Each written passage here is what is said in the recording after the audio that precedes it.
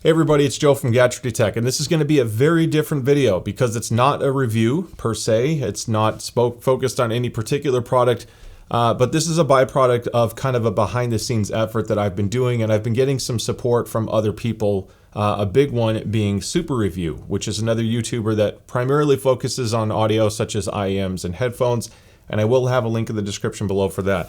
Now, he reviews a lot of IEMs, far more than I could ever handle. This is my second job, and I review a lot of other products as well, and I can only fit so much into my schedule.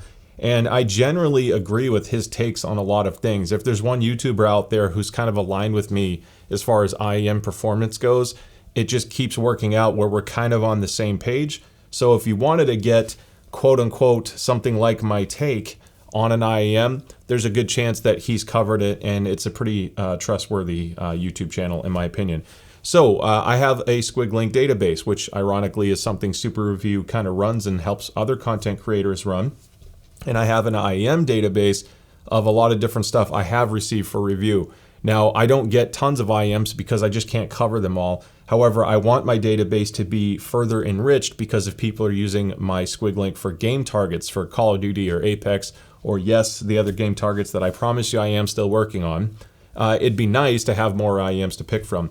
So SuperReview sent all of these over, 10 of them in total to start with. I'm going to be sending all these back now, and that's just to help populate my SquigLink database. So I figured I had 10 IEMs, I'm the curious person that I am, I might as well listen to them all for a while, try different tips, play games, listen to music, etc., and then just kind of pick one or two of my favorites from this batch of 10. He's going to be sending me more later, but I just wanted to give my really quick take on all of these. Now, I don't have any of the original packaging. Mark sent them to me in these containers. He has so many IEMs that he had to kind of standardize the smallest possible space IEMs could take up so he can keep everything organized that way.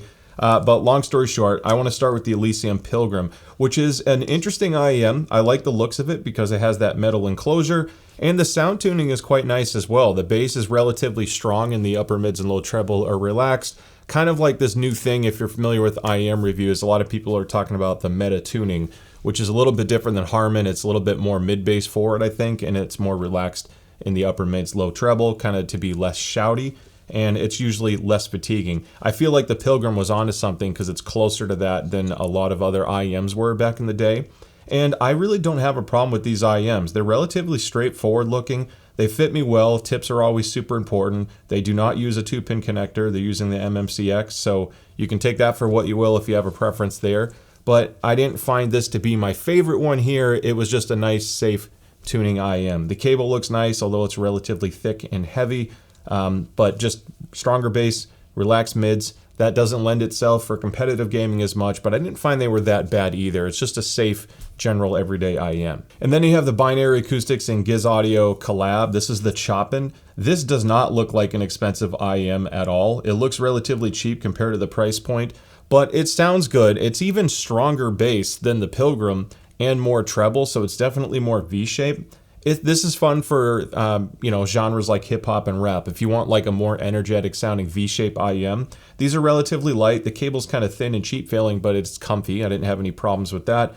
It's a little bit too bass forward and too bright for me for FPS gaming, especially if you're dealing with loud gunshots like in Call of Duty, if you're breaking glass, etc. So it was a little bit fatiguing for me. This has its place, but definitely not one of my favorite ones here. And then we have the Moondrop Blessing 3, which of the 10 might be my least favorite here. It's very bass light. If you're looking for something that's lean and bright at the same time, of all of these, this is definitely more of that. To me, this is like a more expensive version of the EA 500 from SimGot, which is about $80, but they have a relatively similar sounding profile to me. I didn't really find this too enjoyable for most things, and when you consider the price point, I just think you can get a much better value elsewhere, especially nowadays. This might have been good for the reference clean tuning back in the day, but again, it's a little bit too bright. It is competitive to an extent for FPS gaming. It's really good with positional audio, and I was able to pinpoint things, but it was just too fatiguing to listen to. So as competitive as it was, I couldn't use it for a long period of time. It's just too bright. Then you have another talked about IEM this year called the new Davinci. This is a fun IEM. It's very bass forward. I don't really mind it so much. My issue is, well, the bass carries into the mid, so it's definitely a warmer, thicker sound profile. If you want something cleaner, definitely do not look at the Davinci. I didn't find the upper mids or treble to be too offensive, and it still sounds spacious enough to kind of keep up with the mids and low bass, or I guess upper bass, low mids, but it wasn't really my preference of tuning. It didn't really do anything exemplary, in my opinion. If you're a bass head, it is definitely one of the better performing strong bass IEMs. It's just not my personal preference. My biggest issue I had with the Davinci was the shape. For some reason, this particular one, or combination of tips, depending on what you use, I had to tip roll this one to get a good seal. Otherwise, it didn't really quite sound that right. And it wasn't as comfortable either as some others here. So it's not bad. It's more for someone who's looking for a very specific colored sound profile, but definitely not neutral. Then you have something super unique. This is the Final Audio VR3000, which ironically is good if you wear a VR headset. This is the only one here that does not have a molded ear hook. So they basically go in your ear and the wire just wraps around. This is actually great for people who wear glasses or who are sensitive to pressure on the ear if you have the hook plus the temples resting on the top of your ear. So they are very comfortable. When you align them on SquigLink and you look at the frequency response, they look bass light and kind of bright, but it's really just kind of changing the alignment because the 8,000 hertz area is pretty elevated, or 7,000 to 8,000 hertz on the VR3000. If you ignore that peak and then align it to other IEM sound profiles, this has a decent amount of bass. The mid-range isn't too scooped, and it's definitely not shouty in any way. The biggest issue to me is it kind of needs that EQ to be applied to reduce the whole 7,000 to 8,000 hertz area. Once you've tamed that, then it's much more enjoyable to use. I would not pick this purely for music listening under $100. I think there's more benefits to pick this for something for comfort, and if you're just looking for a good entry-level pick for gaming, because comfort has high value there. And as long as you can apply some of that EQ, because in games like Call of Duty, I'm just going to stick to some basics here. If you break glass or have any kind of a metallic sound, that 8 kilohertz peak can be a bit fatiguing to me.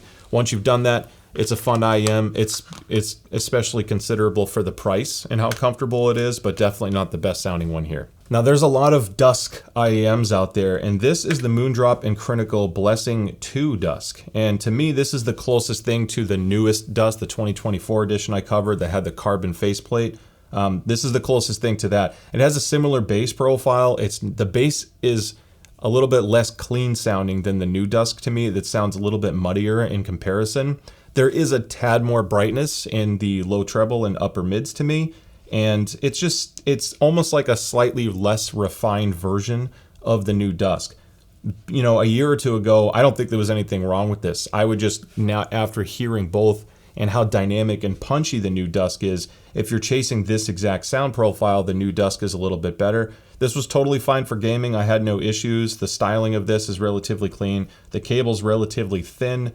But, you know, I could see why this was a popular IEM. Considering the hype on the new Dusk and this not being too far from it, I think the biggest issue is the bass sounds just a little bit sloppy compared to some new stuff. And then you have the Zen's Mangird Tea, which if you shop with your eyes, I could see why a lot of people like this one. It has this gorgeous like sparkle underneath the acrylic here. My biggest issues with this is the fitment. It just didn't work well for my ear. I had to tip roll them. Once I did that, I enjoyed them a little bit more. They have a really wide, unique sound presentation, but purely for music at this price range, I just preferred others here, especially when you factor in comfort. That wideness was really fun for immersive gaming, but it didn't really do anything special for FPS gaming. And then you have the Softears Studio 4, which is kind of like what the Blessing 3 was as far as being more neutral, but it didn't have the same shoutiness or fatiguing issues that I had with the Blessing 3. I like these a lot more than the Blessing 3 purely because of that. Fatiguing and those issues are important. My biggest issue with the Softears Studio 4 is the price. It's over $400, or at least the retail was $450.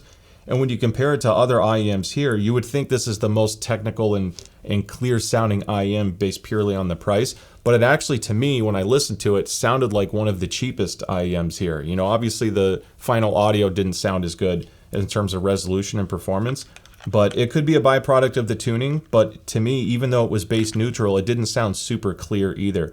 So it was extremely comfortable. I do like this cable being as light as it is. And it's an understated design being that black acrylic, But again, I definitely would not take it when you factor in the price. And then you have the Thea Audio Hype 4, my runner-up to my favorite. And I love this IEM for a couple reasons. It's gorgeous. You can get it in different finishes. I think the cable is understated enough, but it still feels of high quality. Even though this is kind of a chunky IEM, the shape happened to work well in my ear, and it wasn't too picky on tip rolling either.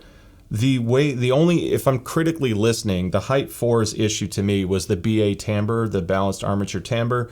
I could tell it was a BA, and it sounded just a little bit unnatural if I'm trying to more critically listen. I think this stood out just because everything else was so good. I like the bass. It's strong and elevated, but not overly so.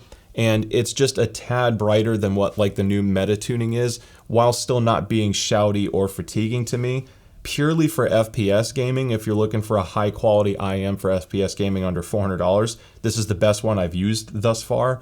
It's absolutely incredible. Make sure you have a good tip.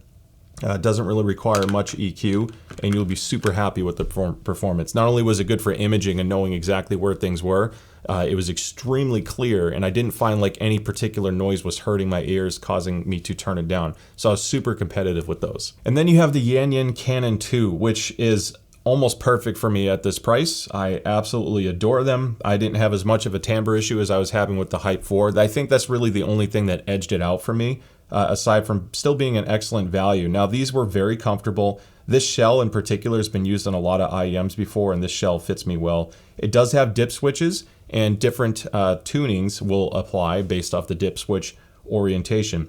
I found that down was the best for me for FPS gaming, which reduced the bass slightly and brightened it up just a little bit. And then up down was my favorite for music in general, just because I like a little bit more bass with my IEM. No fatiguing issues. The bass was strong, it was punchy, but it was still relatively clean. The Dusk still has better bass, but this sounded a little bit warmer to me. It's just fantastic. I found that I could just listen to all different genres, even if I didn't mess with the dip switch tuning. They're all relatively close. This is just one of those IEMs that I didn't have any real issue with. It looks good.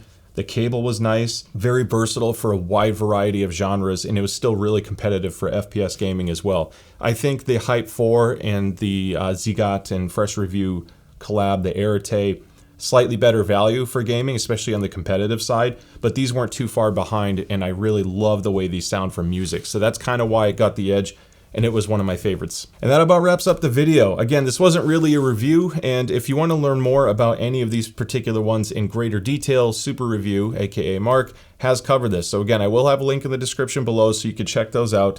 I'm going to be sending these back and moving on to the next batch, so keep an eye on SquigLink. I will have a link in the description below so you can see the measurements of all of these and many others I have covered in the past. With that being said, thank you so much for making it to the end. Don't forget to like and subscribe, and I will see you with the next one. Take care.